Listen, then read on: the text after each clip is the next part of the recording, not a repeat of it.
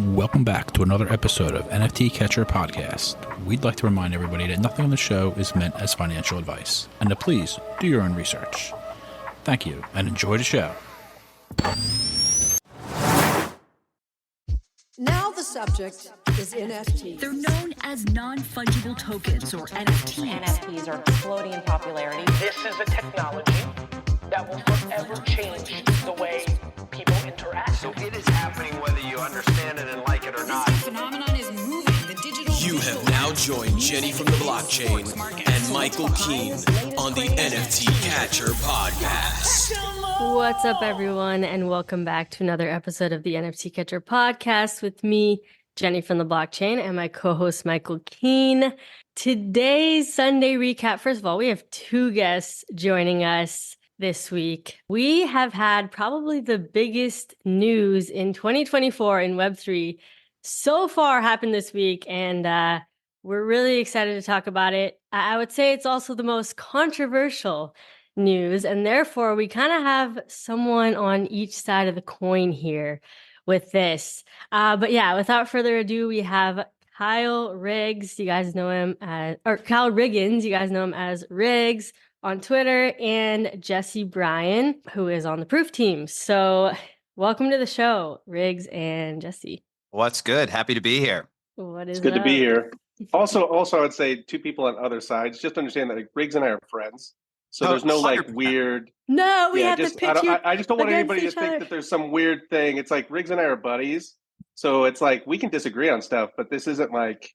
Just want to make sure that's clear. Right. We're Yes, living yes, with yes. the coffee with captain's motto of disagreeing without being disagreeable here tonight. So Yes. we'll have a great time.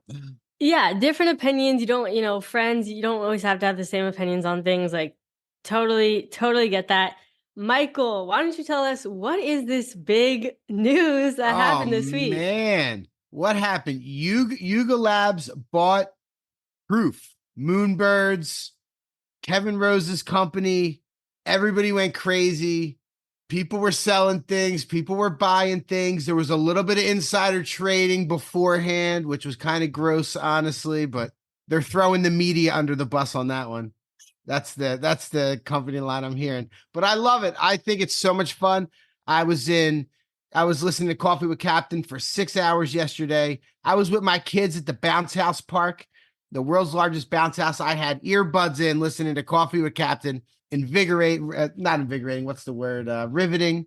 The space in Discord last night was fun, but it's all good. We got some real interesting conversation. I'm glad that people don't have to just hear our take on it. We have two really smart people, and you guys, thank you for coming on such short notice. Honestly, I had the idea. Jenny, Andy, and I talked about it. Jenny's like, cool. And I always used to say, like, let's do some things that are like breaking news, and for you guys to come on like this is really cool. I'm excited to hear everybody's perspective. Yeah, I'm definitely pumped to get into it. And God bless Captain, Chris, and Steve. I mean, know. 6 hours on a Yeah, that was epic. That's going to be remembered. Like, everybody came through, like everybody came up. That was an epic space, especially 11,000 people. Over I know. 11,000 people in and out. I mean, unbelievable. Huge. So definitely have to give kudos to them. Yeah. I got to give kudos to obviously a ton of, including Jesse, ton of the Proof team that all came through. A lot of the Yuga team that came through, got to share kind of their concepts, their thought processes, and everything, and as well as the experience of how much they were involved. Right? You know, there's things like tonight. We're going to get into how I feel at some point. I wasn't involved in it, and so I don't have as many details as, say, Jesse has on certain things and some insights into the future of game plans. So I'm one that, by the way, there might be an opportunity where my opinion changes through the night, but we'll see. We'll see. We're going to have a good time, but definitely excited to be here and excited to just hang out with friends. And you guys, so how do you guys have actually worked kind of closely together? You worked a little bit. How do you guys know each other so people kind of get a reference? So I used to own an agency in Seattle that I actually recently sold after 13 years. And I worked a lot with my buddy in New York named Josh, who had an agency called Boardroom Ventures. And Riggs, that's where I met Riggs. And so Riggs was there with our other buddy Juan. And so Josh Hong, Juan, Riggs, and I worked a lot on just helping projects in Web3, right? And so we worked on all sorts of stuff together. That's why I'm saying, like, we all know it. Like, the nice thing about this deal is everybody kind of knows each other, right? He told us that before, but right before you hopped on, before we started recording, he's like, just, we did work together. Like we're friends and all that. And so, and Jesse, you and I don't think we've really interacted before. I reached out to you kind of cold because I heard you on the space this morning, and I had already talked to Riggs, and and you were like, yes. Yeah, so that's definitely really cool. But so now you're with Yuga. I'm with Proof. So I was doing creative strategy at Proof. Okay. And pretty much Figgy asked Josh and I if we would hang in there for the next 3 months and just make sure community finds a soft landing and all that. So really, Josh and I are just consulting and trying to help everybody find their home. Yeah. Nice. And I'll let you guys in. But Jenny, what did you think of the news? What do you think? Does it hit you hard, or what do you? Okay, so first of all, this news came out on Friday, February 16th. All right, and Yuga tweeted out that Yuga Labs has acquired Proof, which includes Proof Collective, Moonbirds, Mythics, Oddities, and Grails exhibition series. All right, so when I saw that, I was literally like shocked. I'm like, what? I think Moonbirds. For a while, I've never had Moonbirds or actually anything in the Proof ecosystem or Yuga ecosystem, actually. So, yeah, I'm kind of like, don't really care either way as far as bags go. But I think Moonbirds has kind of been a pretty, I don't know, controversial project to hold for the past, honestly, maybe even since the beginning when Ryan was, what was his name? Ryan Carson was still a part of it and everything. So anyway, but it was kind of shocking to see that Yuga acquired Proof. I don't know. I think people are pretty like heated about it. Some people see the vision. They're like, they get all this stuff and it just makes sense. And I mean, I don't really know. I don't really have a firm opinion either way. I'm just like, wow, that was massive news. But that's why I'm excited to have, Riggs discuss it and also Jesse, someone from the Proof team kind of maybe give a little behind the scenes on what went down and why. But yeah, I am kind of curious why, Jesse, if you kind of can give an answer, why Yuga decided to acquire Proof. And I didn't listen to a bunch of spaces. Like, I honestly didn't really look into this that much. So I don't know as much as probably Michael does about this. Well, I think there's two steps to that too, which is not only why did Yuga acquire them, but also why was Proof for sale? I think those are both kind of good kind of context, right? Or available, right? And the nice thing too, when we do Counterpoint here, like Riggs knows all this stuff too. Like Riggs was helping out with Proof. So it's not like, he's wildly speculating. So this is what's going to be really interesting about this is we're really going to have just opinions on here. So, gosh, I don't know. And Riggs, you might even remember exactly when this happened, maybe a month and a half ago or something. Cairo said, hey, Cairo said, well, and we can talk about that leak too. I think that's really interesting. A couple months ago, right? But Cairo said, listen, it's very clear the community's not happy. And he's like, listen, everything's on the table and I'm going to go and talk to everybody I can and figure out like whether we rethink this, bring in new leadership, who knows? And he's like, everything's on the table. Now, internally, everything goes quiet, right? And, and they're interviewing people and all sorts of stuff, even friends of ours, Riggs, right? Like there was all sorts of, and from what I understand, like they were knocking on everybody's doors. And usually when you're working in a company, it goes that quiet, there's something happening, but you don't necessarily know what's happening. I mean, Kevin's not, it's not like there's an office where people are going to every day from the standpoint of like, Kevin's not there every day. It's not like you're overhearing meetings and stuff. You just know that it's radio silence. So you know that, okay, that the leadership is open to some sort of a transition, whether it's a buying the birds or Proof, or is it new leadership? You don't know what directions that's going to go.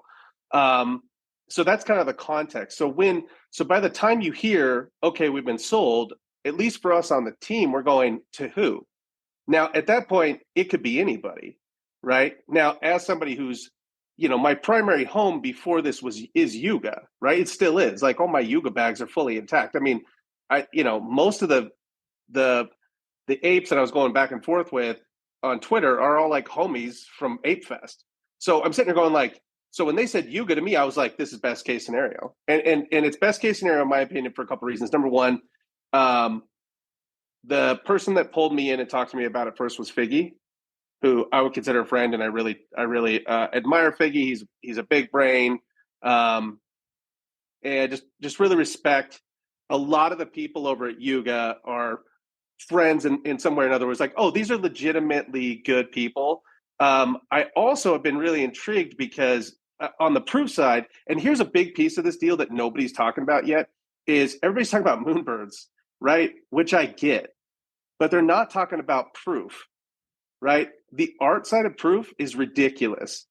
It really is. Like if you've ever been to any of our exhibitions, if you've ever been a part of any of our Grails drops, if you look at our back catalog, it's like a who's who of artists, ACK, Tyler, like if you go, Grant, if you go look at who came up through proof and kind of really like Eli, and Eli's another person nobody's been talking about.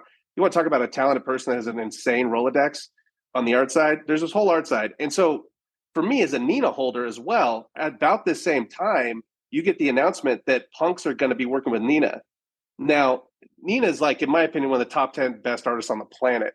And so for me, I'm going, oh, that's badass. As a Yuga holder, I'm like, I love to watch Yuga, that Yuga's pushing into art, right? So by the time this announcement happens, I'm like, whoa, this is big brain, right? If they were signaling with the punk stuff and Nina, right, that they want to go deeper in art. If you go back a year ago when Figgy dropped their first ordinals drop, a lot of us were like, this is dope. Is Yuga going to push into art? And then they didn't. Right. And it was kind of like it was like a standalone thing. My understanding is, I don't know the numbers. You guys might know the numbers, but I know it was super successful, right? It was like $12 million or something. It was like, it was big, right? So it was big. So I'm sitting there going like, man, they did the ordinals drop. It was big. I know a lot of my friends collected it and they're super happy. Understand this too, just as a Yuga holder, the problem with PFP collections is there's so many dependencies. All it takes is one person on your team, like going off the rails, and they can tank the floor. The wonderful thing about selling art is there's no dependencies. So like on that 12-fold drop that you said they made whatever, 12 million bucks, 13 million, whatever it was. Think about that. They made the project and that was it. There's no like, what are you going to do for me tomorrow? And they get secondary on that. So all of a sudden, if I'm Yuga around that time, I must start going, hey, is there a future here for art? So if you're Yuga and you're searching for what to acquire, proof is going to be at the top of your list, in my opinion. Okay, so fast forward back to me hearing this, and I go like, oh, so not only is Figgy and his team is going to be now quarterbacking the Moonbird stuff, right? They have a new thing that they rolled out, kind of like how Jeff is like the CD over, like that. There's actually like teams they're building around each project so that things don't get lost, like 10KTF did. I know that they're actively doing that kind of thing. So in my mind, I'm like, oh, dope. So we're going to get an ECD over this thing, that at the level of somebody like Figgy. On the art side, we didn't just get a soft landing. Like one of our real passions on the proof side was to get the world to understand that digital art is art, that it's fine art, right? And we wanted people to see all of our digital artists, people like Grant and Tyler and Claire and all these people, at the same level as any other trad art artist. Make sense? So on the art side, if Yuga steps in, think about all the new collectors, big ape collectors, right? We now have global reach. Whoever we couldn't get to, I know we've announced some stuff we're going to do with like MoMA and things like that. Whatever institutions we couldn't get to with proof, I bet you Yuga can get us in there, right? That team stays completely intact, right? Only now they've got the Yuga platform, so that so that's big for our artists, that's big for our back catalog, right? And that's big for our collectors because now there's more people collecting those people's floors. Makes sense? And then on the Moonbird side, you got not only is it a team like Yuga taking it, but understand this: the brakes are being taken off the team, right? And I don't think this is a controversial thing to say. And Riggs, I'd love to hear your take on this. The Proof team is one of those teams that, like, once you spend time with them, ridiculously good team. not just good, like as in true professionals, the nicest fucking people you've ever worked with, like truly, right? If you look at Sam's work, if you look at like Amanda, if you look at Eli, if you look at Mao, if you look at all of these folks, what world class. And the frustrating part that led me back to Proof, because like when Kyle and I were working with Proof, that contract ended. After I sold my business, I just hit up Justin and I was like, dude, I'll just make me an intern. I want to volunteer. Like, it's criminal that people don't understand how good this team is. And wherever we're getting stuck, just like throw me in. I'll be happy to help, because if we could get the Proof team unstuck, they could just absolutely fly, in my opinion. So the Yuga news to me was also, here the brakes have just come off this team, right? So all that stuff is kind of, there's the art side, there's the Moonbirds team being kind of like, have the brakes taken off. It's the larger platform. Let me slow down for one second about yeah, definitely, absolutely makes sense. So for the art side, you talked a lot about how great it is for the holders and for the Moonbirds people. What does Yuga actually get? Is there actual art? Because like you mentioned, Alpha Centauri Kid and a few others. What is Yuga getting specifically? What they're going to get, well, here's the thing. I don't know how these new contracts are going to work, but keep in mind, like all these assets, if they're wrapped or however they're going to handle it, I'm not a technical person, right? On the Magic Eden side, so that whole back catalog is pennies from heaven, right? So now, if you just introduce all those artists, and let's say you did like a media campaign, I have no idea what they're going to do. Okay, let's say you did a media campaign. There's a collection. I got Correct. you. There's a collection that they're going to get royalties. Yeah, there's deep, and so think about all these things. It's like a record label. Your back catalog, it becomes pennies from heaven. And so if we truly go into a run here, which I'm sure a lot of us expect us to, people are going to probably start getting interested in art. A lot of apes are starting to get interested in art. If you look at what Goda's been doing and their burnt toast stuff, going after apes and helping like people like Carson collect, you have a lot of apes that are starting to go like, oh, I want to collect art. Fantastic. Here's a back catalog you can now invest in.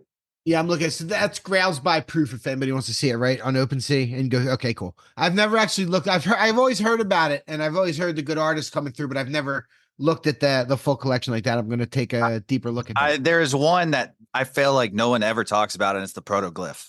It's just an absolutely insane piece from Grail season 1 that. And I'm not a huge, like I've been very vocal about, I'm not a huge art collector. It's not something, but there are very select things that it's just like ding, ding, ding, Grail. That is one. Mm-hmm. And ACK just tweeted, he's been tweeting about I think it's flowers I gave your girl or whatever. You know what I'm talking about, Riggs? Yeah. The pink flower. Yeah, that's right. Yeah. Yep. And he's been tweeting about it and hinting that he's going to do some sort of a physical to go along with it. That drop was like over a year ago. So it's not just that you get the back catalog. You also have the active engagement from some of the best artists in the world. Okay. Michael, I don't know. I'm now looking at photo. I'm looking at Protoglyph. I'm all up in there. I got to get back. Okay. Before we, because I'm sure now we have a bunch of questions, but we got to get to Riggs, because Riggs, tell us what's your involvement with Proof, Moonbirds, what was your reaction to the news? Yeah, I mean, I'm deeply, deeply, deeply involved and invested, not just from a financial standpoint, but honestly, an emotional standpoint in the Proof and Moonbirds, really the Moonbirds side of things. Day one mentor, was on the inaugural community council, then took a role as we talked about at Boardroom Ventures, where we were working directly with Proof on several different strategies from a comms marketing, really focused and worked on the Mythics launch. That was one of the things that I was very proud to be part of. And then obviously some disappointment after the fact of just a lack of really execution from letting loose. I think really what Jesse was talking about, the breaks, there's a problem at Proof that perfection is the enemy of good.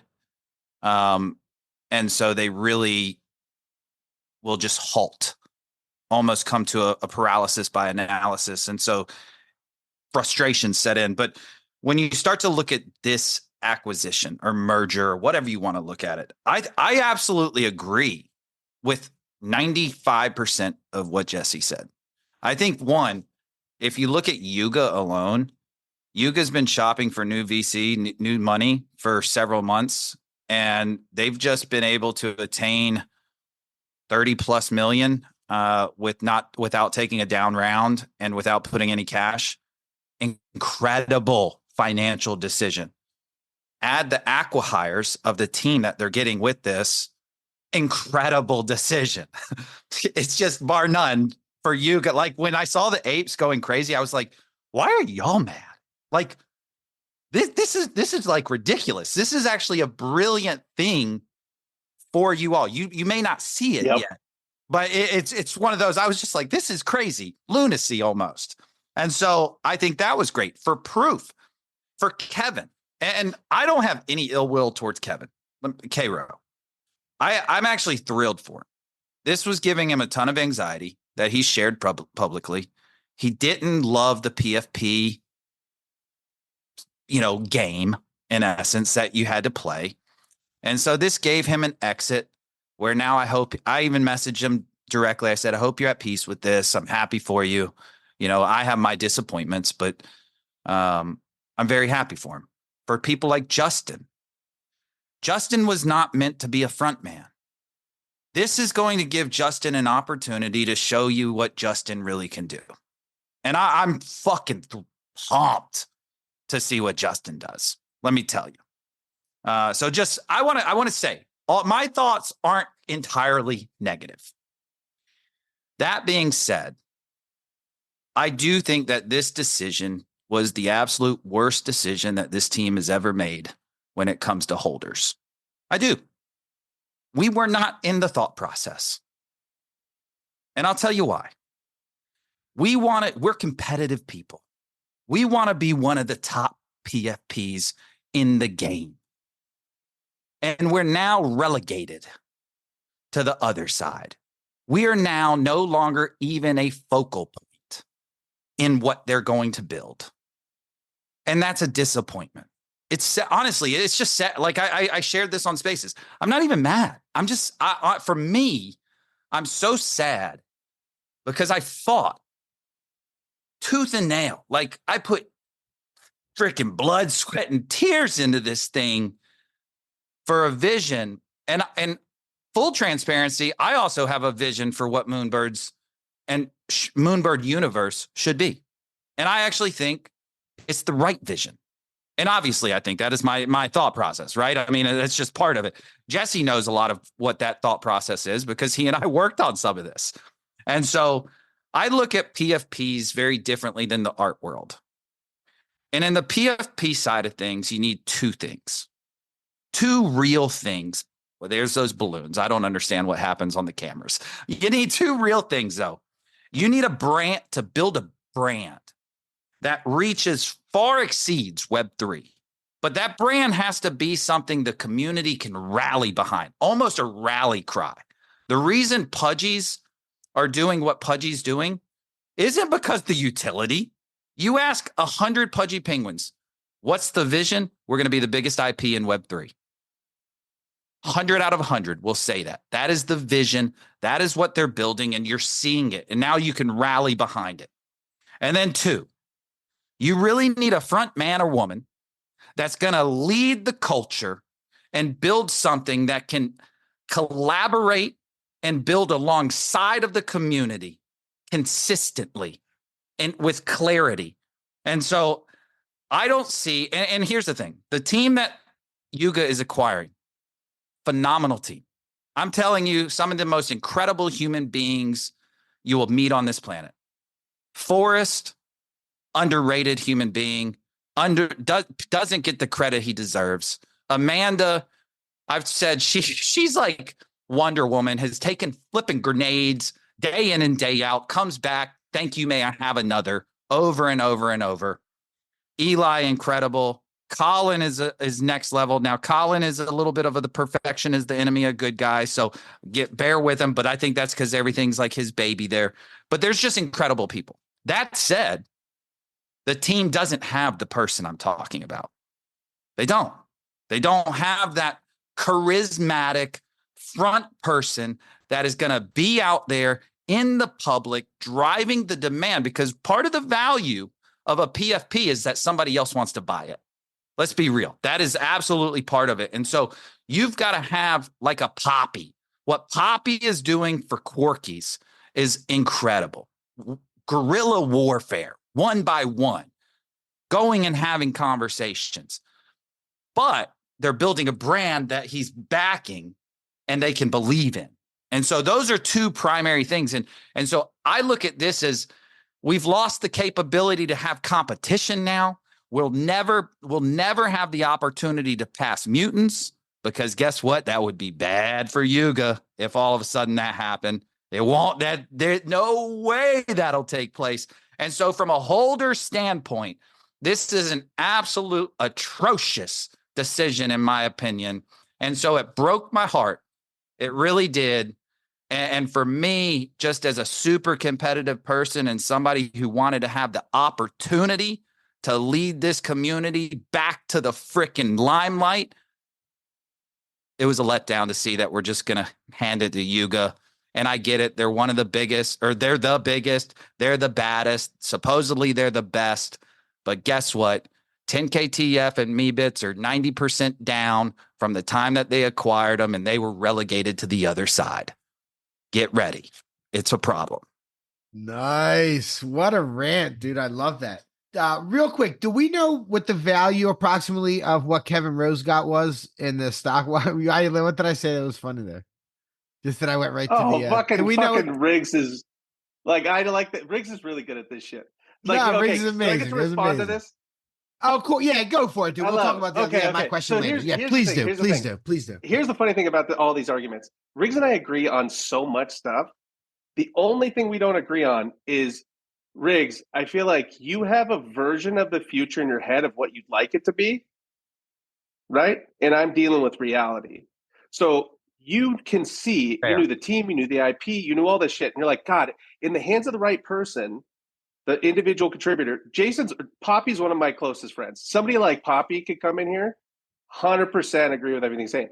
He isn't, right? So from the standpoint of take all of Riggs's points, right? Take all of my points earlier and go, barring not having that person, and be honest with you. But I could have been that person.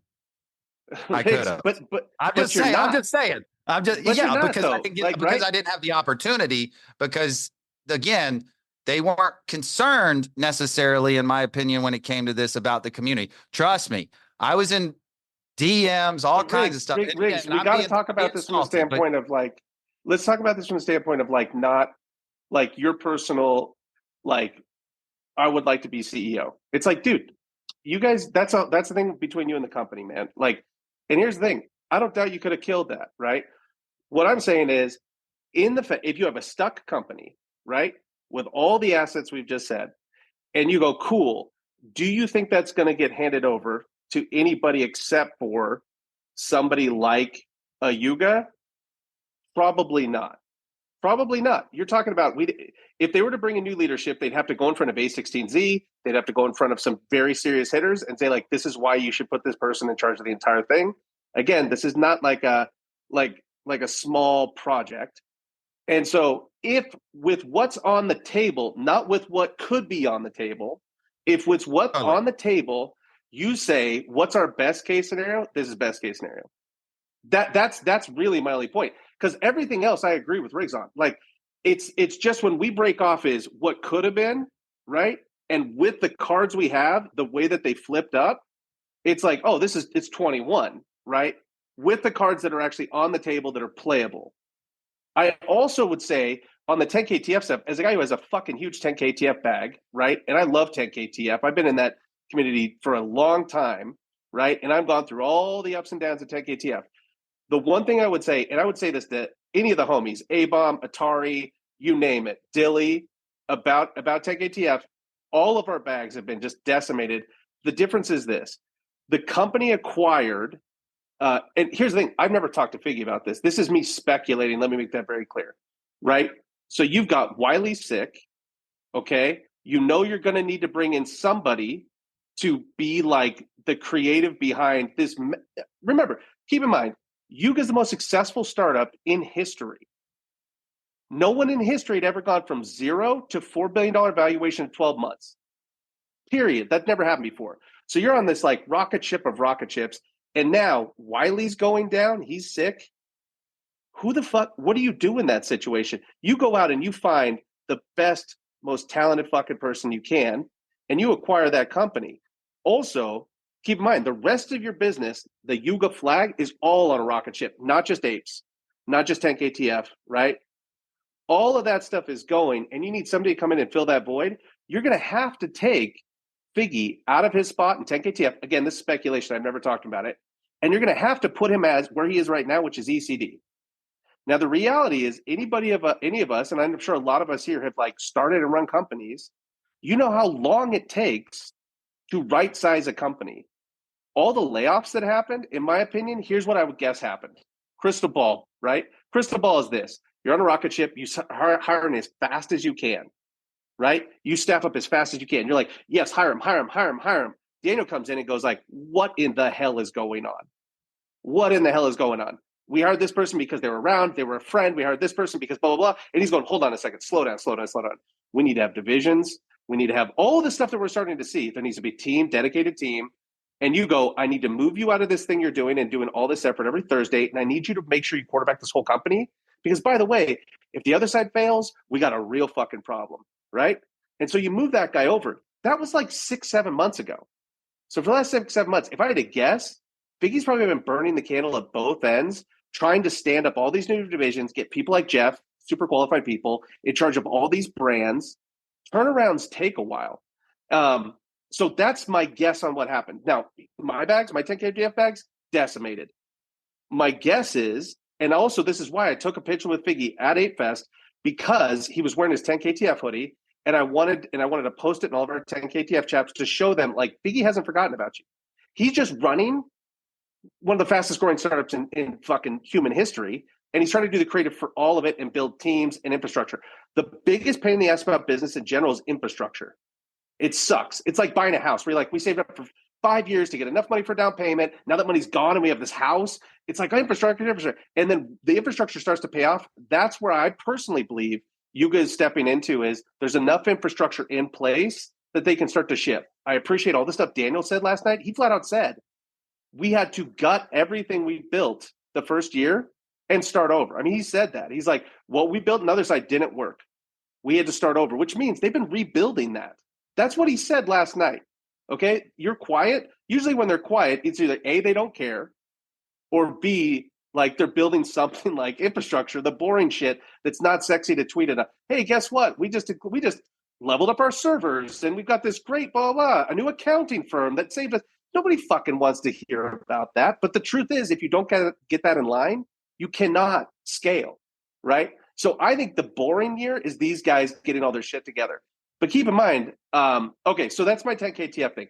What the difference between 10KTF and this deal, in my opinion, Riggs, is that they got the acqui-hire with it, right? They might have acqui-hired the 10KTF team, but they would have had the acqui-hire that team, but it was just doing 10KTF. What they need to do now is rethink that entire team, right? Based on whatever their goals are, which I don't know, right? On top of that, you have to airlift out all their top talent in 10KTF and put them in new divisions, right? And kind of like bolster up the rest. This is all me just guessing as somebody who's just worked in companies. That's what I'm guessing. The difference with this project, right? And we might find Riggs is 100% right. We might find they move our team in there and then they all just get spread to the wind and whatever. We might find that. Nobody has a crystal ball here. But I think this is different than 10KTF personally. I can't speak to Meebips because I personally don't know anybody there. I'm not a holder. I don't know enough about it. Riggs might be able to speak to that better than me, right? But I'm just guessing. Yeah. My question to that though, and again, we're having a conversation around speculation, right? But my question to that almost would be, because you had the current team, which you're acqui-hiring, which had a $30 to $50 million treasury remaining fully. Right now, you're taking. I have no idea. Right. Well, if you just do the math of it's a lot raise. Here's the thing. Yeah. But the fact that Daniel said it was significant means it was significant. It's significant. It was significant. Let's just say, okay, we'll use that word. A significant. Why wouldn't Daniel adjust? So last night Daniel was like, everybody's speculation is off. I'm just going to say that. Why can't he just say it? Here's the amount of money. Is there something that to me? I read that as it's bigger than people think it is. Yeah, well, how I read that's exactly what he was saying. That's exactly what he was saying. But I just don't know why he can't just say it. Dude, I can't imagine the scrutiny. I was that gonna say, Yuga's don't under ask because me of legalities, ApeCoin. man. Yeah. I And can't that's imagine. not on chain. That money was taken off chain, and that's like fiat Some or whatever. some of it. I'm not sure. They had a lot of treasury in ETH that they had some validators running, so you don't know where that was. They had money that was in Silicon Valley Bank that they did remove and put elsewhere. So they've been transparent a lot of the time, and I say Proof has been fairly transparent about where the money has been, what the money's sitting in. It's not like they all pocketed the money. Like that's absolutely first off, not. they pocketed none of the money. Right. I'm going to be. Everyone wants to say Kevin and all these people bought $1 million houses. Zero. They took a salary, and let me tell you, I've had a higher salary in my career several times than they had. So I'm just going to put it at that. I want to put that to bed. So I'll just put that there. But no, my question though is, so they had this full treasury, right? It was all theirs. And I get it. They had some brakes being put on them at times. Now they're going over to Yuga. They're still, they didn't really have a clear direction. The art collectors PFP didn't work, right? Let's just be real. It just didn't work because you can't provide enough value to 10,000 plus or 10,000 plus assets without massive dilution. And so now you're going to the other side. You don't have the full treasury because the treasury is now part of Yuga. And so you're going to have a budget to work on. How is this team going to do anything more than what they were doing before as individuals than when they're working in other side? And that's my thing. They needed good question. Yeah, they need a leader at the helm that understands PFP culture and that can really drive this thing forward. And that's just the biggest miss that they have right now, in my opinion. So maybe this changes and Yuga sees that and puts it in place. And all of a sudden, I'm eating my words, right? And I've shared this with everybody. I hope I'm so wrong. I care so much about that community. And here's the thing. I just so everybody's super clear, Riggs has defended this brand more than anybody I know. So like he has every right to be pissed off. Like there's a handful of holders, people like Riggs, Nix. There's a handful of holders that get to say whatever the fuck they want for the next couple months. And everybody be like, dude, whether you're right or not, it doesn't matter. Riggs kind of gets to do whatever he wants because he's eaten more like shit than anybody on this thing. So I totally get that. What I would say, one thing I would say, and I can't talk a ton about, right? I will say, if you listen back to what Daniel said, I think it was 4 separate times, he mentioned the creative that we've developed, right? And Riggs, you've probably seen a lot of this. Well, and I was going to say, if it's some of the stuff that I know you were working on that I've questioned what the fuck happened to it, then excited, right? Yeah. So Riggs, and so like, we've been working on the lore side of Moonbirds for a very long time. And with people that Riggs knows that have done things like written Star Wars movies and worked at Pixar and things like that. None of that has ever seen the light of day. Going back to Riggs's point earlier about, the enemy and all that, like we're just nitpicking. It's like, let's just go live with some of this because we have our lore is, I had shown it to some friends of mine, producers at pretty significant places, and all of them were like, this is the best story Bible we've ever seen, right? And that's no bullshit. And if Riggs will probably back me up on that. Nobody knows about that except for Yuga. Last night, Daniel mentioned 4 times how good the unreleased creative is and how it's plug and play for the other side. Here's what I would say on the other side piece. We already know, they pretty much have already said, so that's the big piece. Again, if you just go back and listen over and over again, they said not only is the creative good, it looks like it was made in-house. As in, it's like plug and play for the other side and all this. From a business perspective, I think it's very smart for them to diversify their IP, right? I love the apes. I love the fucking thing. I love that whole thing. I'm into it. But keep in mind, if we want the other side to be for everyone, you're going to want some islands that don't have tobacco traits, for instance, and don't have swearing and all that kind of stuff. The Moonbirds, especially Moonbirds in that mythic style, Makes a hell of a lot of sense from an IP perspective. I mean, I know, like, I think I'm fine to talk about this, but like, we were developing vinyl and all sorts of fun shit like that too. Like, there was all sorts of big plans. All of that IP that's been worked on for the last year is owned by Yuga. All that art is owned by Yuga. The characters, all that shit is owned by Yuga. So if I'm an ape, as an ape, if I didn't know this stuff, I'd be like, why would you buy a CC0 project? Right? I get that. That argument I've been wanting to just go nuts on. I'm like, you guys are missing the story. It's crazy. Yeah. So, but here's the thing. I don't know what Yuga's going to do with that stuff. I doubt that he would keep talking about how awesome it is if they weren't going to do anything with it, but I don't know. I would just say there's more to the story, and the only people that have seen all these assets is Yuga. Yeah. I mean, it seems like a no-brainer decision. Like 100%. Of course we'll do it. Right. Like that. And it's also not going to be the last one. There's probably a line of people knocking at Yuga's door right now. Buy our project. Give me a little bit of stock. And you know what I mean? The difference is the assets. Like, that's the difference. I mean, that's why Riggs and everybody else is double clicking on it. It's like, it's not, who are you going to acquire that hasn't, who are you going to go, that's been that fiscally responsible, right? And has an archive. Because here's the thing, the archive was deep, the treasury was deep because of what Riggs just said. We didn't launch stuff unless it was perfect. So all the money that could have been used to like push these things forward didn't. It just like accrued interest and grew, right? And so Yuga's, I'm sure, is going to put that to work. I don't know what's going to happen. It could go the way of 10KTF. All of the stuff Riggs is saying is 100% possible. I think what they have going for them is the team being embedded, for one, right? The other thing I would say they have going for them is all this behind the scenes IP and different things like that, that other people, that maybe other projects didn't have. Again, if you're Eric, I've never talked about this. If you're Eric and you're trying to build out the other side, getting handed our world and our lore, kind of a slam dunk.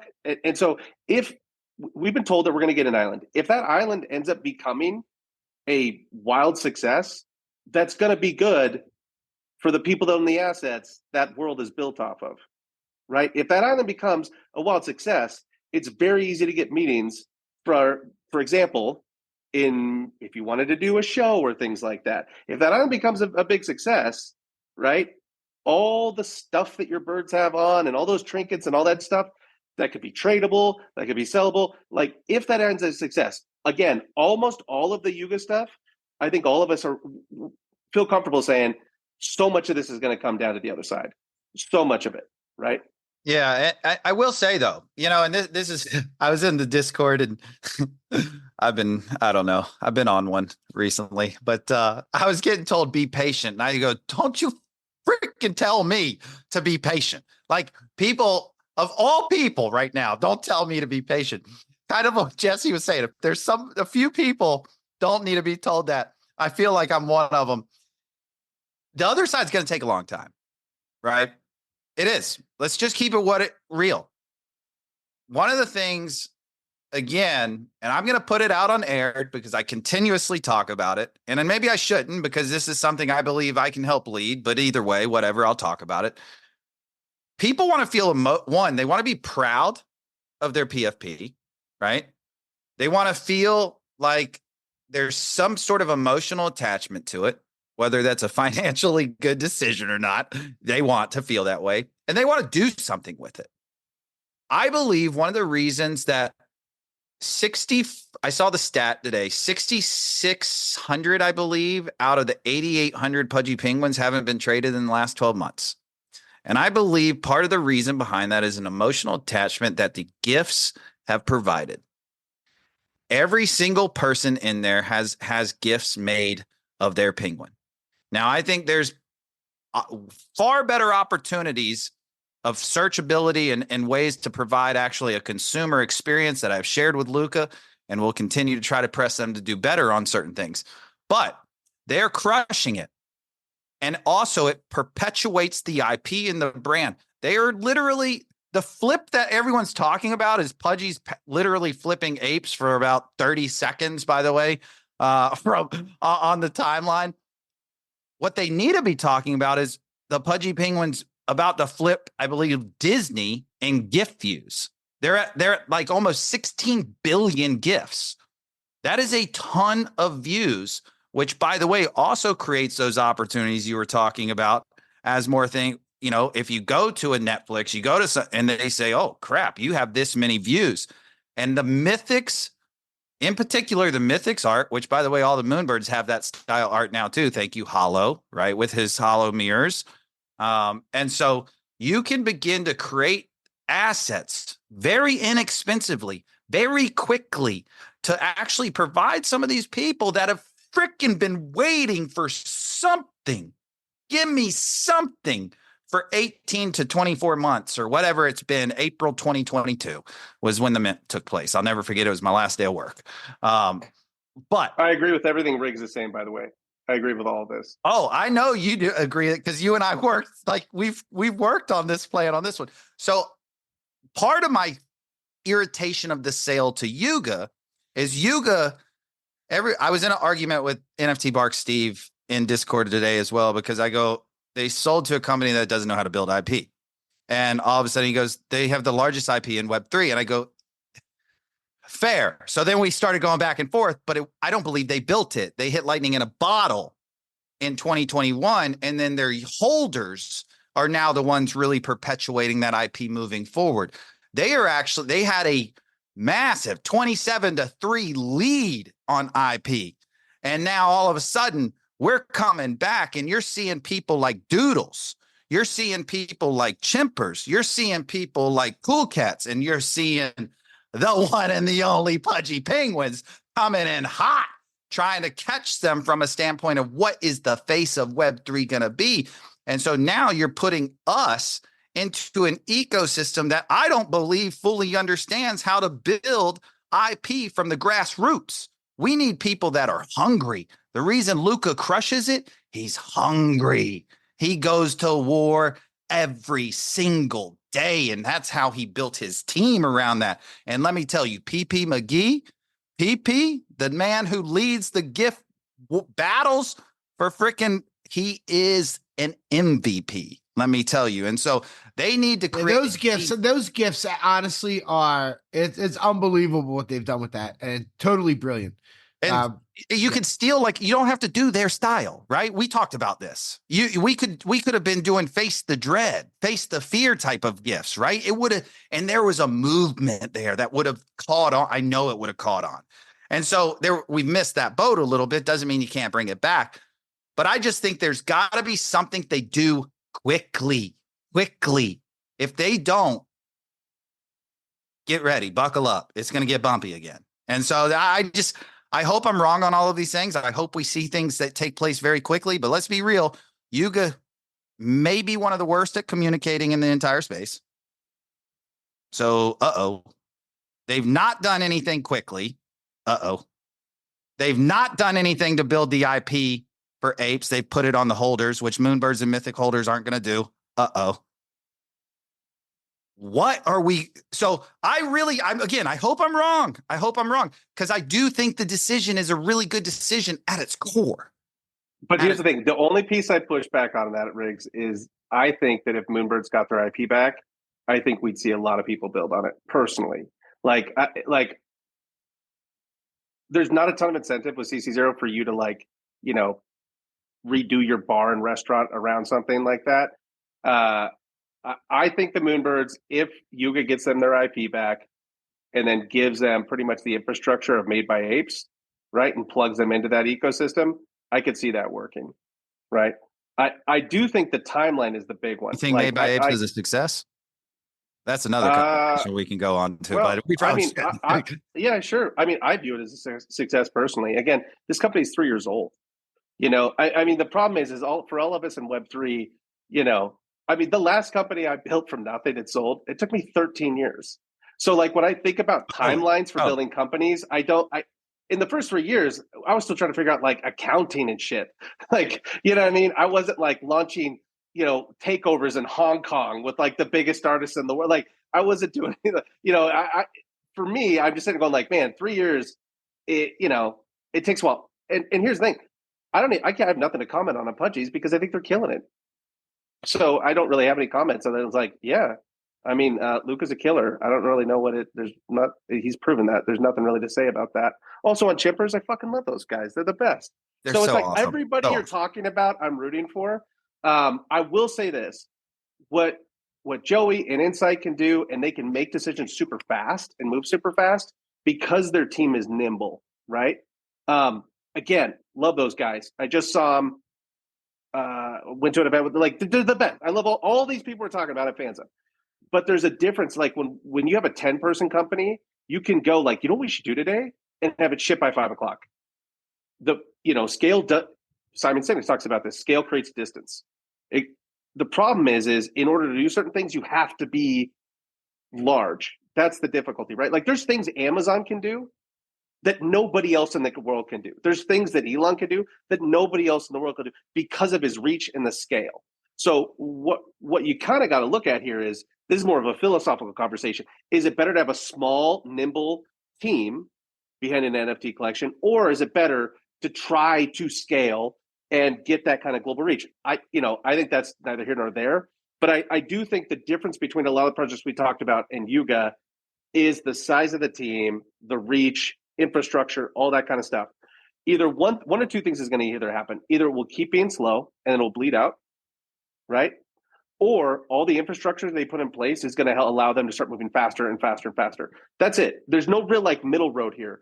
It's either going to they're going to get bigger and slower, or because they're getting bigger, if they get their divisions right, they're going to be able to, because here's the thing, a Yuga, if they get in the position where, imagine every week, one of their properties has an announcement, it will feel wild, right? It'll be like, oh my God, you had a Amoebits thing. The next week it was a Punks thing. Wait, that you got an Apes thing. Then you got a Moonburst thing. Then there was a Proof announcement about some artists. If they can start stacking that up, and I'm guessing that's what their goal is. Has it happened yet? No, it hasn't. Okay, I just gotta throw this in there because the one thing that when I saw this news too, that I thought about, and I kind of am like, hearing your guys' different perspectives and, what's going on, which is great. I love hearing the behind the scenes and all that from you, Jesse and Riggs. It kind of feels like, to me, the Moonbirds holders are feeling how Punk holders felt when Yuga acquired them, where they're like, no, we wanted to be our own thing. And now we're getting eaten by this, monster that's now turning into this big, it's like how there's 7 big companies that literally own every freaking company. And it's starting to feel like that. Like, oh my God, is Yuga just going to come and now become this big thing? When I thought when we started, we just wanted this to be, just a little more grassroots and a little more stick it to the big companies. And yeah, I feel like some of the Moonbirds holders are getting that, where they're like, we didn't choose this, we didn't want to be associated, we didn't want to be acquired, and now it's just kind of like, well, sorry, it's not really your choice, you're now a part of this. But I know you were saying, Riggs, that was a good thing. You're like, I don't know why they're thinking it's bad, it's a really good thing. So here's the thing, it's that or more of the same. And so I think a lot of holders are going, at least this is a change, right? Like at least people are talking about us again. At least our floor is going up. At least people are, because it's an attention economy. At least people are talking about our IP. The amount of people that have hit me up and they're like, dude, Mythics is sick. I didn't know this existed. At least this stuff is getting, on the art side, I've already got people going I started going through all the Proof IP. I started going through the Proof art. There's a lot of sick stuff in here. I mean, Riggs was talking about dude, there's pieces in here that none of these apes knew about. Big collectors. So the fact that they're getting discovered, there is a win there, I would say, for a lot of folks. And at least it's not hurry up and wait, which is a lot of what, I think the frustration, rightfully so, was for birds, was just more hurry up and wait, more nothing. It's like, hey, at least now there's a decision has been made. The worst is when you're stuck in this in-between thing where you can't ship, right? The community's going, what the fuck? Here's what I would say. You understand, the people that are still in Moonbirds are the best community you could ever hope for, and they deserve the best. These people have gotten hammered and made fun of and just treated like shit by the entire Web3 world, has treated them like a pariah, not because of anything they did, but because of the founder. But understand that these people are the best people. It's why everybody, I haven't heard one person say something negative about the Proof team. It's always about the founder, right? You know what I mean? And so it's all been colored under that blanket. So Jenny, it's tough for me because I don't know how everyone feels, but at least the chats I'm in are like, at least a decision was made.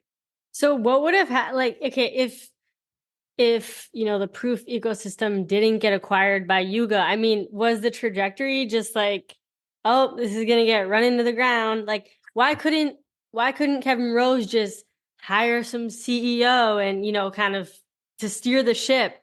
Like, why? Yeah, I think that was an option. I think that was an option, and he said that, Jenny. It was January 3rd of this year.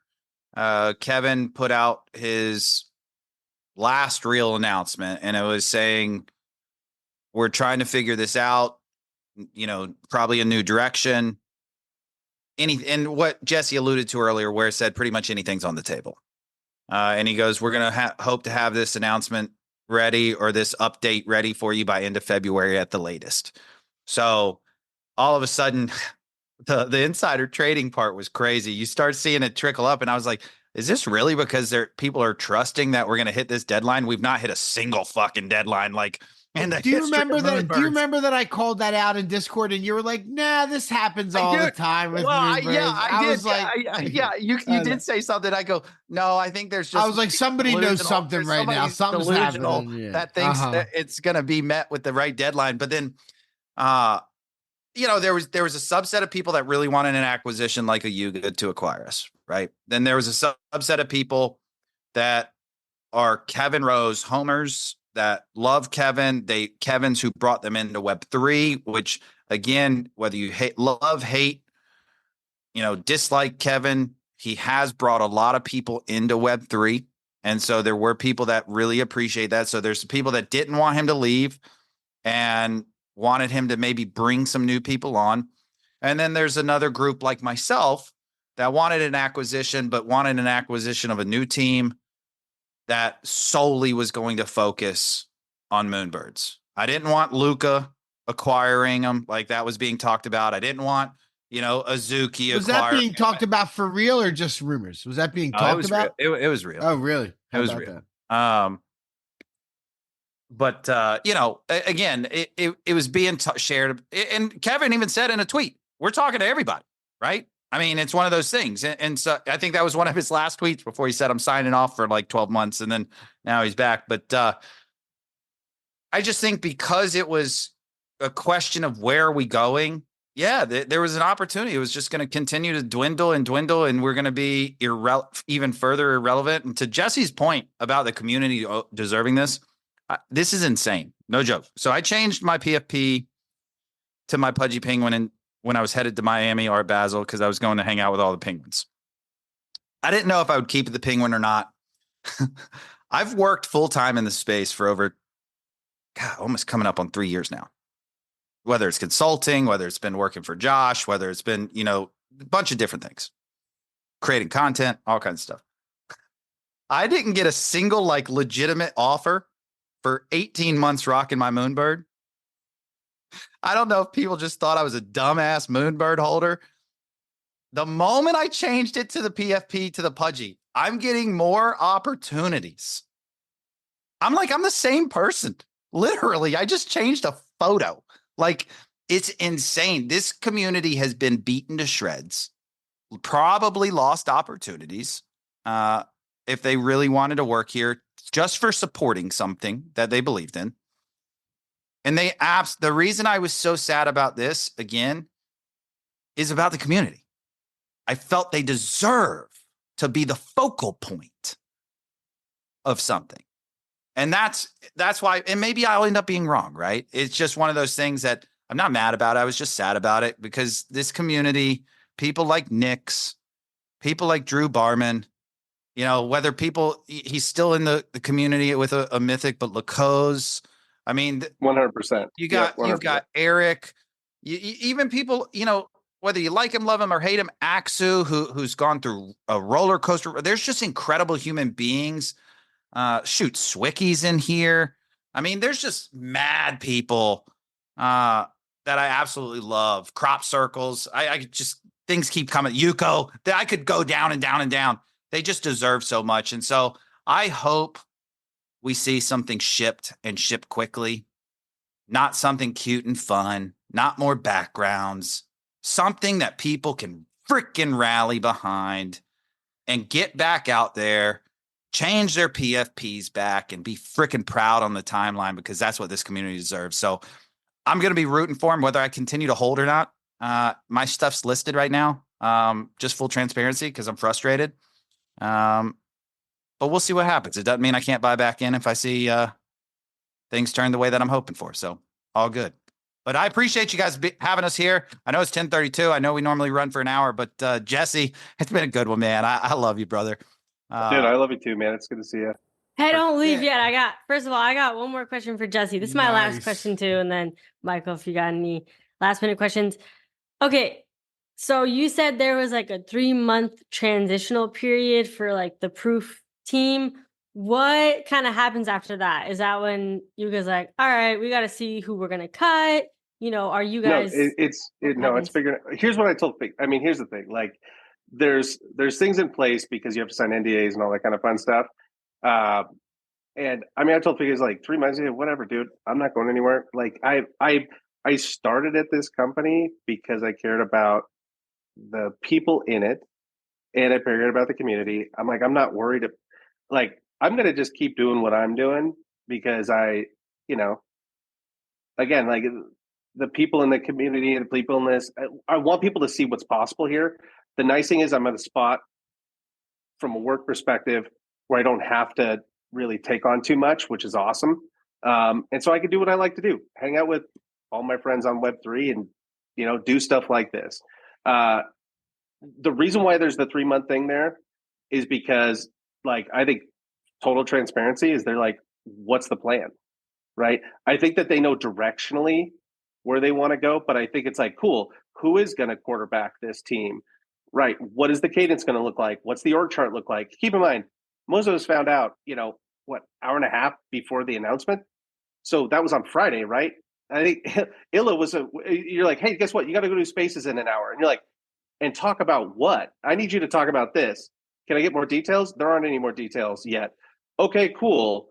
The Daniel thing last night was super helpful because it confirmed a lot of things, right?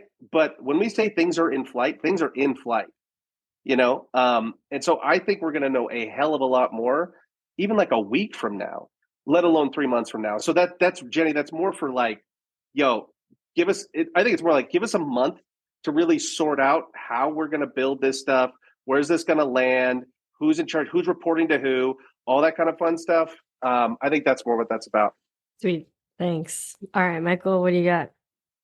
Well, I'm pretty good. I mean, it's awesome to let you guys go a little long form. It's really cool to hear both of you guys, especially having such a dynamic that you guys, I didn't even realize when I reached out to you, Jesse, I didn't know, like, Riggs and I have known each other for years now, but I didn't realize how close you guys were and how intertwined. So this was awesome. It was a different kind of episode than we normally do.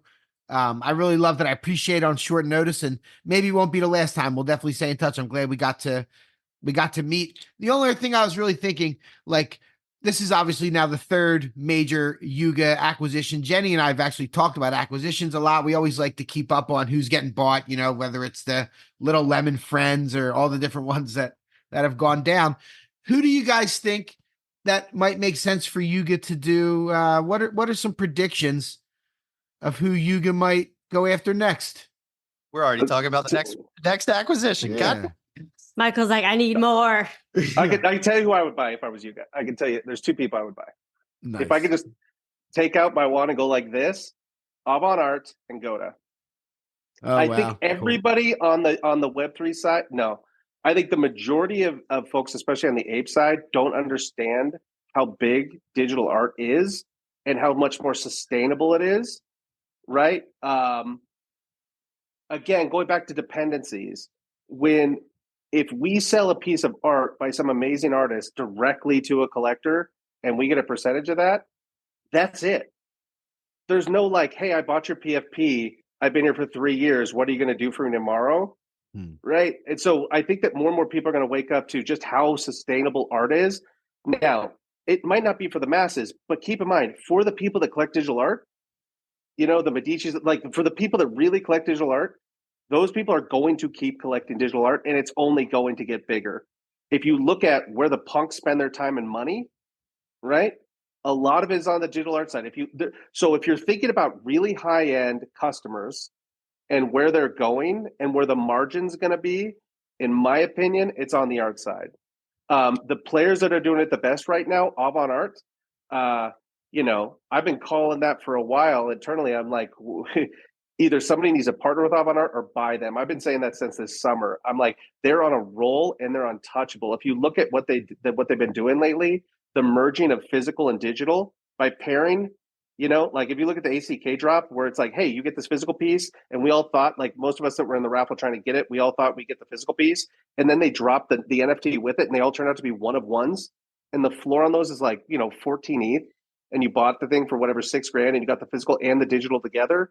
The pairing of physical and digital is going to continue to get more and more of a real thing. Like, as somebody who's a big Nina collector, I fucking love Nina Chanel. I mean, I think she's amazing. If you go back and look at the drop she did, where you got the physical and digital, right? I mean, those physical pieces are going for like $8,000 each, just the physicals, on top of the digital aspect. And what I'm really excited about is a new marketplace where you can buy physical and digital together. I think that that's the future. So if I'm Yuga, again, this is not insider baseball at all. Don't read between the lines on this. I've not talked to anybody on the art side at Yuga. I'm just telling you, if it was like, Jesse, what would you do? It would have nothing to do with gaming. It would have nothing to do with anything like this. I would go and I would buy it, and I would mainline that content directly to the punks and to the high end apes that want to buy like high end art. And I'd be like, guess what? If you have a punk, there's a 2-hour window before every drop with the biggest artists in the world, and you get to buy first. Do you know what's going to happen to the punk floor when I can give you cuts to Nino Chanel Abney and ACK and Grant and Tyler Hobbs and Beeple? Fuck out of here. We got $1 million floor on the punk side. And so Avant Art, because now you have a digital and physical hub, right? And the other one is Goda. And you're buying Goda because Todd is the man. And Todd he brokers the biggest deals on the planet, right? The Goda side, I'm a big fan of Todd, obviously, but like Jimmy's a part of that project. Pharrell's a part of that project. If you look at the Goda side, they have all the biggest trad art collectors. By the way, one of the founders is a guy named Cause. If you've never heard of Cause, definitely worth Googling. One of the biggest artists on the planet. They're all a part of Goda, right? If you go look at their drops, what their job was, what we did at Proof is we helped really like cultivate and find Web3 first artists and bring them forward so that you can see how awesome they are. Todd was doing the opposite. He was going out and getting the biggest trad artists in the world and onboarding them into Web3. If you got a physical hub like Avant Art, right? Top of the world, right? You get that, and then you add in all the trad artists, including Cause.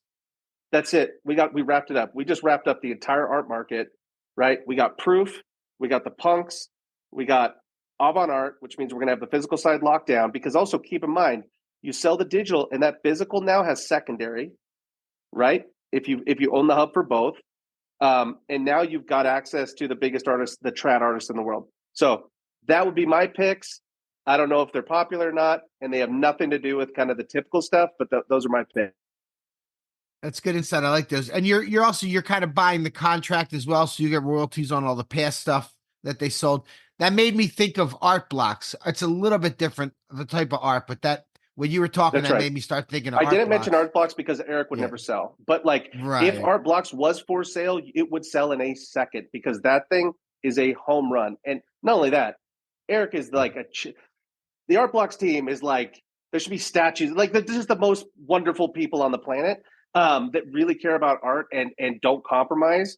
What I was just saying was speaking to more of like what might be possible. What might be possible is something like Avant Art. What might be possible is something like Goda. But if you hoovered all that up legitimately, that's a wrap. You got a monopoly. I could say that's pretty cool. I think we know somebody on the Goda team. Wasn't Barbell one of the community managers? Yeah, Barbell's awesome. He's no longer working there, but oh no, okay. Yeah. Barbell. Good dude. I'd reach out. Like, I'd get Todd on here. Todd's awesome. That's a good he idea. Knows everybody. He's got a million stories. We're talking. Nice. Yeah, I don't And, like having to go. I don't like having to go after Jesse. That was a really smart acquisition. Like that was the guy. as you're going through it, because I'm like, oh, when you first said, I go, typical Jesse was going to go digital art. I knew it, and then all of a sudden, the business side of me was like, okay, that makes sense too. That was smart. Yeah, I could absolutely see that. I'm going to go a little different route. I would actually acquire Claynosaurs from Solana. It would almost be like their version of going and getting like a golden wolf. They do incredible animations. In addition, it would open them to the Solana market, which I think would make a lot of sense. 2 or 3 dinosaurs in the other side seems to make sense to me, especially in a lot of the things. So that one is one, and then Magic Eden.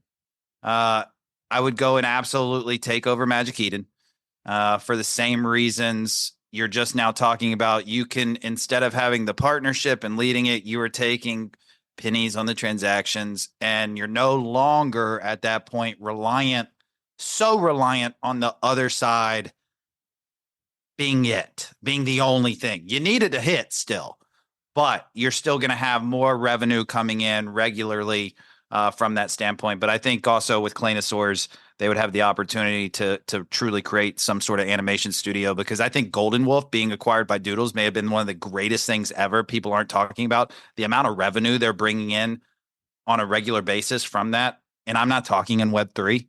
They're doing Web3 stuff. I'm talking Web2. It's a cash cow. And so I think doing some of those things. So those would be my 2. That's really I love cool. those picks. And I'll say I'll double click on something Rick said too. The Magic Eden one is big brain, on top of the fact that it's just smart to own the whole space. But just the just the data you would have, the pulse on the market you would be staggering. On top of that, rare sats.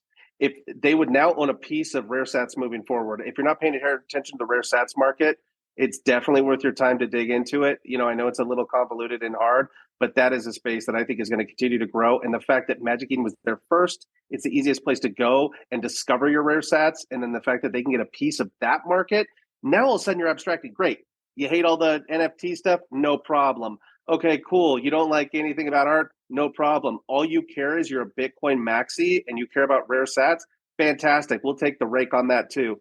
Love those picks.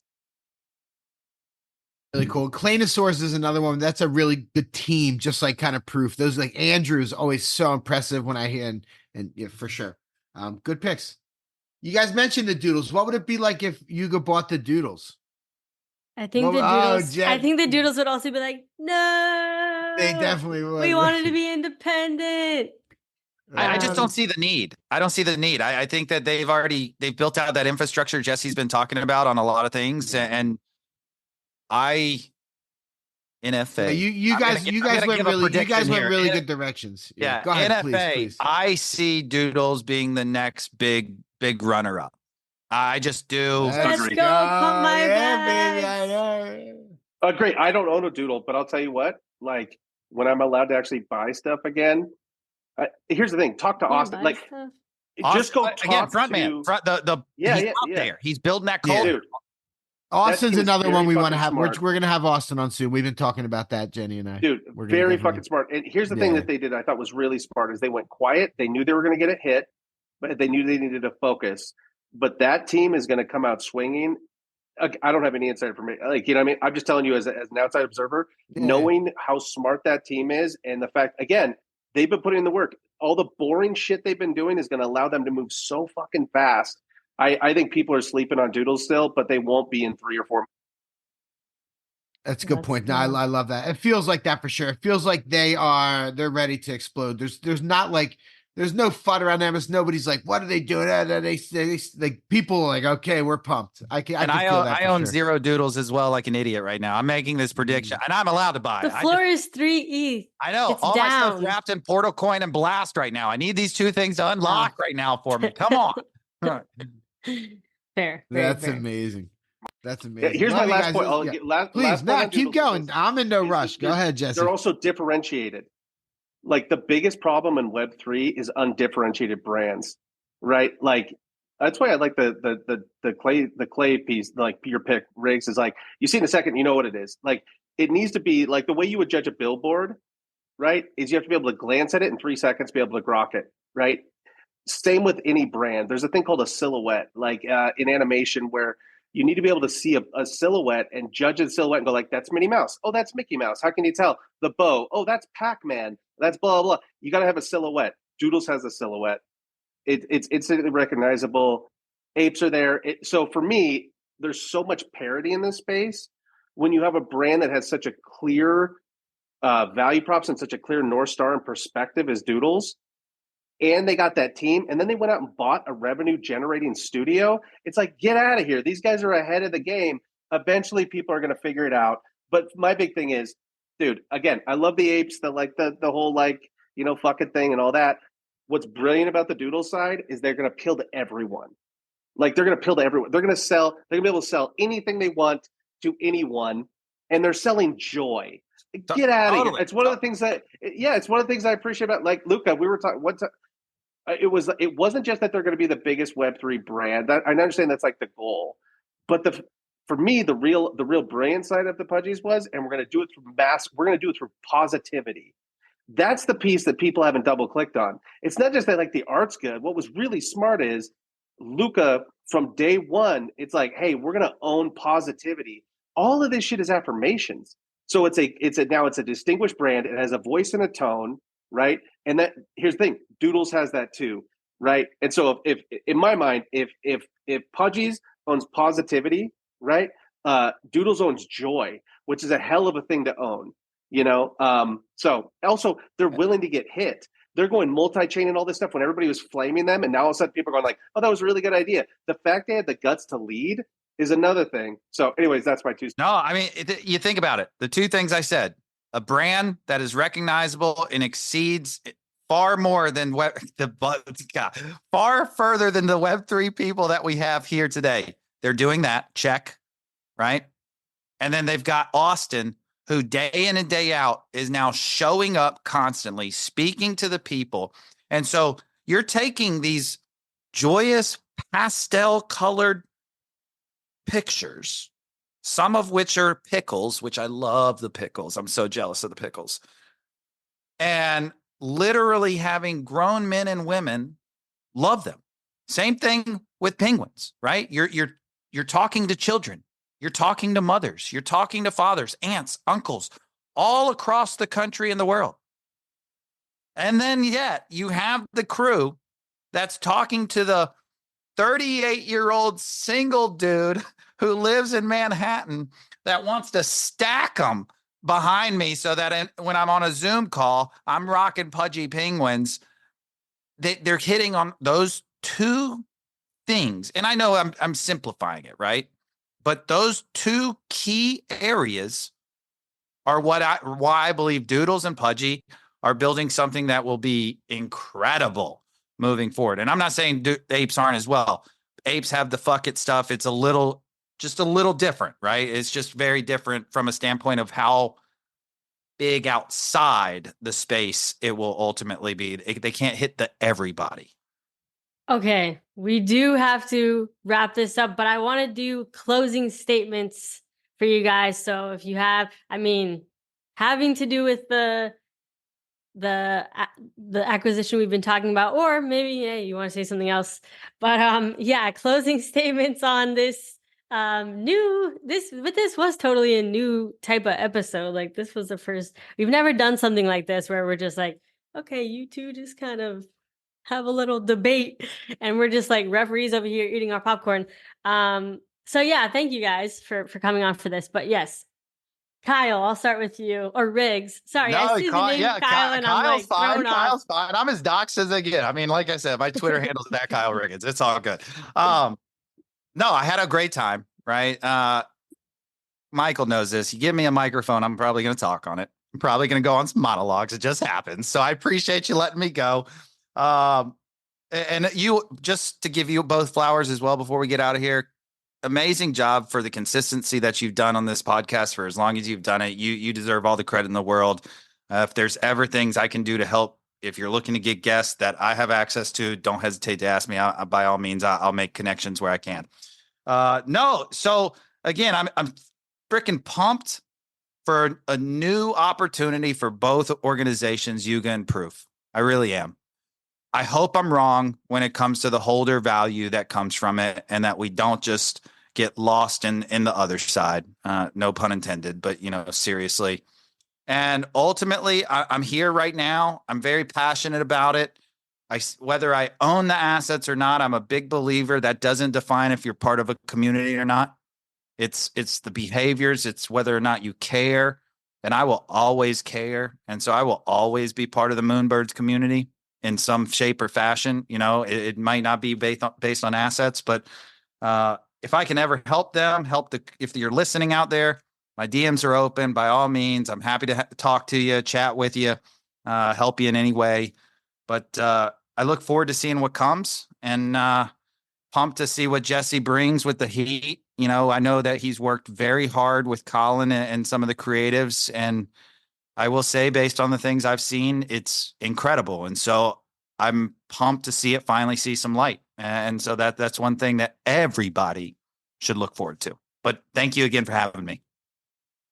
Hey, thanks for the flowers. That was really nice. And shout out to Michael, by the way. This is 100% Michael's idea. Yeah, I give you a little flower as well. And these guys for showing up short notice, man. Thanks, Riggs. That was really nice, brother. We appreciate you. This is Riggs' second time on, Jenny. He was on, I don't even know, you might not know, when you were taking a little hiatus. Yeah, I didn't know. And Riggs and I went for a while. Yeah, Riggs and I went for a while. So he's one of the few second-time guests, because Jenny almost never allows us the second-time guest. Will I make it a third? That's the question. No, I'm just kidding. Maybe. We've had I think Scaly Nelson came on 3 times. But anyway, Jesse, all right, what do you got? Okay, here's my closing comment. The main takeaway for me here is this: this is what I love about Web3 is friends can get together and go hey, dude, this is how I'm thinking about it. Somebody else can go this is how I'm thinking about it. Nobody gives a shit. I see Riggs, we're going out drinking it. This is one thing I really love about this space is that it transcends all the the different groups you're in and all that kind of stuff. And also too, I think all of Riggs' concerns are totally valid. I guess what I'm banking on is that the Proof team is so good that when they get into Yuga, they'll be undeniable. That's what I'm betting on, right? We're going to see if that bet ends up happening. But I think that's if I was just trying to think about how do I boil this down. It's that's what I'm boiling it down to. Is that they're going to be so value add inside of the organization that and banging their pots and pans to make sure Moonbirds are taken care of, that it will happen. Will it happen? I don't know. And I would just say, for me, at least with the pieces on the board, what's best for our art collectors, our artists, and our Moonbirds, I'm that they are at an organization like Yuga, full of just sincerely good people that really know their stuff, might not move as fast as any of us would like. Because I, just so you know too, with Riggs, I would have loved to see what we could do. All the stuff we were building, I would have loved to have just launched it and seen what we could do. To me, that would have been best case scenario, is all this stuff we've been working on for last year saw the light of day. And people were oh, this is what you've all been doing, and not just sitting around. That would have been best case scenario. Barring that, I would call this best case scenario. And either way, we're going to see. I also would say too, I really believe you, Riggs, when you say man, I hope I'm wrong. I know that's true of him, right? And I would say that on this side, I hope I'm right. If it turns out this is a bad acquisition for Moonbirds, I will personally feel awful about that, right? Because I really care about these people, both in the community. I really care about our artists, and I really care about our collectors. These are all human beings in my mind. They're not right. And so I really hope I'm right here. I might not be, but my hope is that I'm right, not because of some weird thing between me and Riggs. It's because I truly believe that everybody involved here deserves better than what they had, right? And that's true for our collectors, our artists, and our Moonbirds holders. Love it. All right, Michael, last words. Ooh, yeah, no, I mean, I learned a lot today. I really enjoyed hearing, like I said a couple times, both your guys' perspectives, especially you, Jesse. This is my first. I heard you this morning. I don't know. I've probably heard you before, but the first time I really, and then looked at your profile because I was who's this guy talking? And reached out and we made this happen. This was really one of my favorite episodes in a long time. And because it's very topical, and I think our community is really going to like it. And it's going to be a really good one. Get a lot of feedback. But thank you guys so much. I definitely learned a lot, and I take a lot out of it, and ready to roll. Hey, there we go. And hopefully everybody listening learned a lot from this episode as well. Thank you all for tuning in to this episode of the NFT Catcher podcast, and we will catch you all in the next episode. Peace.